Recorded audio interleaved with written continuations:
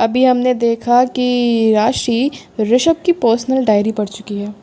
बहुत सारी बातें उसमें से उसके लिए कंफ्यूजिंग थी, बट बहुत सारी बातें वो उसमें से समझ भी गई थी। उसने आगे की डायरी नहीं पढ़ी। आगे की बातें वो ऋषभ के साथ बैठ के पढ़ना चाहती थी। राशि अपनी यादों से बाहर आई और ऋषभ से कहा, सॉरी, पर मैंने आपकी डायरी पढ़ ली, बट एक ही पेज। अब आप जल्दी से ठीक हो जाओ। फिर उसमें लिखा, हर वर्ड मुझे आपके साथ पढ़ना है। ऋषभ की बॉडी ने इन दिनों एक भी रिएक्शन नहीं दिखाया था। डॉक्टर्स बस राशि से यही कह रहे थे कि उन्हें कोई शॉक लगा है या कोई ऐसी बात जिससे वो होश में नहीं आना चाहते, वरना गोलियों से लगी चोट अब तक ठीक होने लगी थी। तो बेहोशी का कारण अभी भी साफ नहीं था। दो हफ्ते ऐसे बीते जैसे हाथों से रेत। सारे टेस्ट नॉर्मल थे, पर ऋषभ होश में नहीं था। अब बॉडीगार्ड्स भी थोड़े टेंशन में आने लगे थे, क्योंकि इतनी सेवियर सिचुएशन पहले नहीं हुई थी। वहीं श्याम को फ़ोन पे एक मैसेज आता है, श्याम भैया, एक्सीडेंट वाले दिन जो भी ऋषभ के साथ ड्यूटी पे थे, सबको लेकर स्टडी रूम में आइए। श्याम को ये मैसेज पढ़ के कुछ अजीब तो लगा, और आइडिया भी लग रहा था राशि का ये सब करने का। 10 मिनट बाद श्याम सभी को लेकर स्टडी रूम में पहुंच गया। आज राशि का एटीट्यूड, देखने का तरीका, बात करने का स्टाइल सब अलग लग रहा था। तो 10 लोग थे उस दिन ड्यूटी पे, और सब के सब बिल्कुल ठीक। किसी को एक खरोच तक नहीं आई। वहीं आपके बॉस गोलियों से भून दिए गए। Can I know the reason, ये सब क्यों और कैसे हुआ? श्याम भैया, आपसे शुरू करते हैं। राशि ने श्याम से पहला सवाल इसलिए किया क्योंकि एक वही थे जो ऋषभ के एकदम करीब थे और राशि की भी उतनी ही इज्जत करते थे।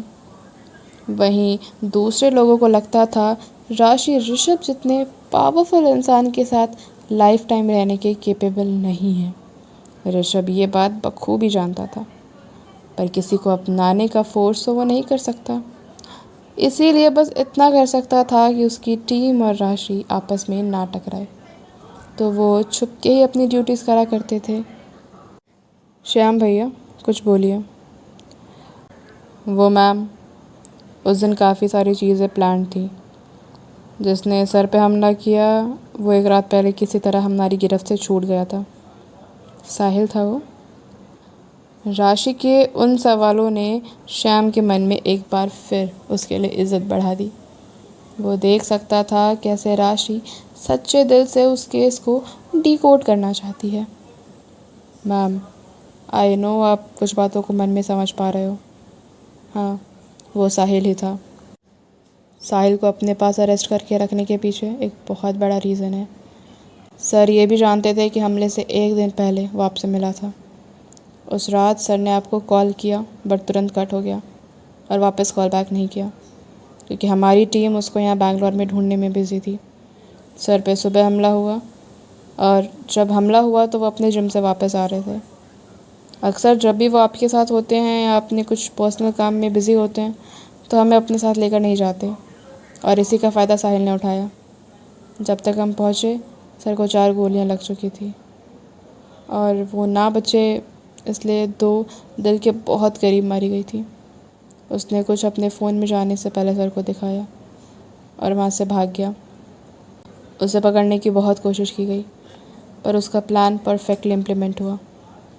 फिर सीधा हम सर को एक प्राइवेट हॉस्पिटल लेके गए, सबसे छुपा के, और नॉर्मल बैंडेजेस के बाद उन्हें यहाँ लाया गया ताकि आगे का इलाज हो सके। साहिल अपनी टीम के साथ यहाँ कोई अटैक ना करे, इस तरह सिक्योरिटी भी बढ़ा दी गई है। वो नर्स भी साहिल ने ही यहाँ भेजी थी। साहिल की असली पहचान क्या है, वो क्या करता है, ये सवाल आपके मन में ज़रूर उठ रहे होंगे, बट मैं इस बारे में आपको कुछ भी नहीं कह सकता। साहिल की ढूंढने का काम कहाँ तक पहुँचा? वो बैंगलोर से 2 दिन बाद ही चला गया था। उसके पीछे हमने अपनी टीम लगा रखी है। और घर की सिक्योरिटी का क्या? डोंट वरी मैम, घर पे उसकी सारी फैसिलिटी हमने करके रखी है। ठीक है, आप सब जाइए, बस आप रुकिए श्याम भैया। सब चले जाते हैं। उसके बाद क्या बात है मैम? अभी सब पे नज़र रखिए, अपने आदमियों पे भी। चीज़ें बहुत कंफ्यूजिंग है। और साहिल पे कुछ दिन नज़र रखना बंद कर दीजिए, वो खुद ब खुद सामने आ जाएगा। मेरे पास उसका भी आइडिया है। कैसा आइडिया? आप बस देखते जाइए। फिर श्याम कमरे से बाहर चला जाता है और उसके जाते ही राशि अपने कानों से एक ईयरपीस निकालती है। साहिल मैं ज़्यादा कुछ नहीं कर सकती, बट आई होप इनके लिए तुमसे बदला ज़रूर ले सकूं। उसी शाम राशि अपने इंस्टाग्राम पे एक पोस्ट करती है जिसमें वो और ऋषभ बाहर ढलते हुए सूरज को देख रहे होते हैं।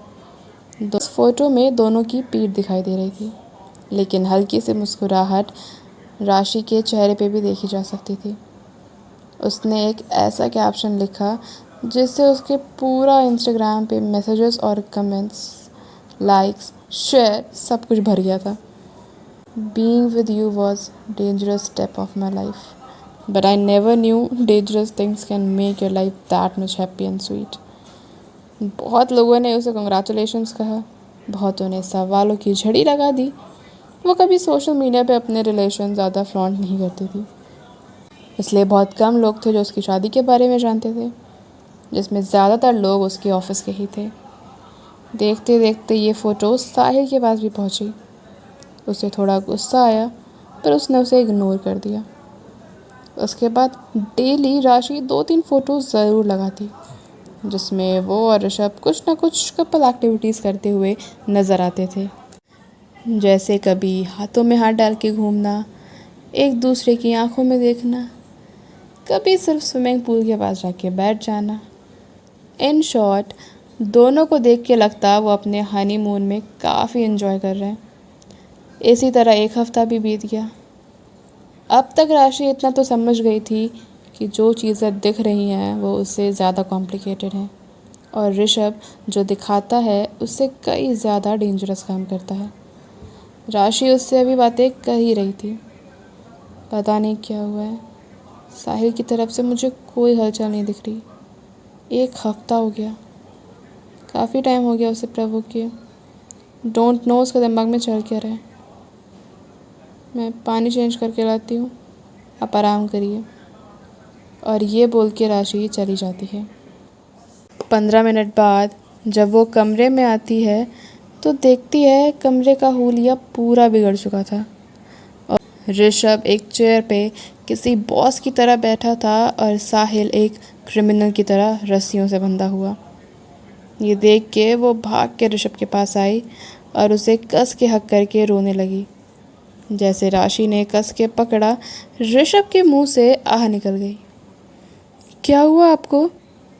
उसने आगे पीछे देखा तो ऋषभ की कमर में एक चाकू से किया हुआ चोट का निशान था, जहाँ से खून बह रहा था। ये सब कैसे हुआ? और इतना बोलते बोलते वो रुक गई। श्याम भैया, डॉक्टर! वो इतना तेज चिल्लाई जैसे किसी ने उसके शरीर से जान खींच ली हो। सब भागते हुए आए तो देखा क्या हो रहा है। डॉक्टर जल्दी से ऋषभ को अपने साथ ले गए और श्याम साहिल को अपने साथ। राशि मन में प्रे कर रही थी कि कहीं गलत जगह उसे चोट ना लगी हो। उधर ऋषभ को स्टिचेस लगे थे और बेहोशी की दवाई भी दी गई ताकि बॉडी थोड़ा सा रेस्ट कर सके। ऋषभ को यूं फिर से लेटा देख राशि को रोना आ गया, लेकिन इस बात का भरोसा था कि दवाइयों का असर ख़त्म होते ही वो होश में आ जाएगा। राशि उसके साथ रूम में ही बैठी थी और बैठे बैठे सो गई। 2 घंटे बाद ऋषभ को होश आया तो उसने देखा राशि बगल में ही हेड डाउन करके सो रही है, लेकिन उसके चेहरे पे स्ट्रेस, टेंशन और काफ़ी परेशानी भी नज़र आ रही थी।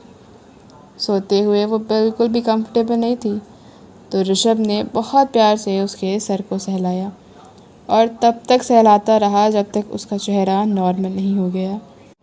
उसने श्याम को मैसेज करके अंदर बुलाया। आखिर ऋषभ को होश में आता देख राशि क्यों रोने लगी थी? क्या इनसे पहले जो फ़ोटोज़ में ऋषभ था वो असली ऋषभ नहीं था? क्या थी राशि की पूरी स्ट्रैटेजी किसने उसकी मदद करी। जानने के लिए मेरे अगले एपिसोड को ज़रूर सुनिएगा।